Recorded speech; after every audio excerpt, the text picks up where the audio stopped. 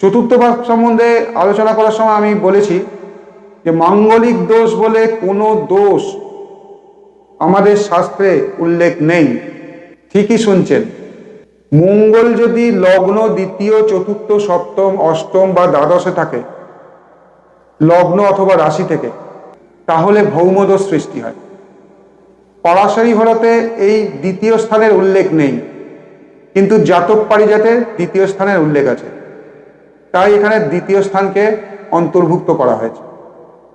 এই ভৌমদোষই হল বর্তমান যুগে বহু প্রচারিত মাঙ্গলিক দোষ। এবার আপনারা বলুন, মাঙ্গলিক কথাটার ব্যাকরণগত অর্থ কি?